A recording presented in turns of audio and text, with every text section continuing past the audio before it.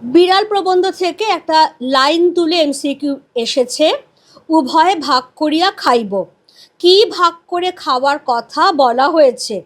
এটা বিড়াল রচনার একদম শেষের দিকে পাবে, যেখানে কমলাকান্ত বিড়ালকে চুরি করে খেতে বারণ করছেন, অনেক উপদেশ দিচ্ছেন, সৎ পরামর্শ দিচ্ছেন। তারপরে তিনি বলছেন যে প্রসন্ন গোয়ালিনী পরদিন সকালবেলা জলযোগের সময় কিছু একটা এনে দেবে, যেটা কমলাকান্ত প্রস্তাব রাখছেন যে তিনি এবং বিড়াল ভাগ করে খাবেন।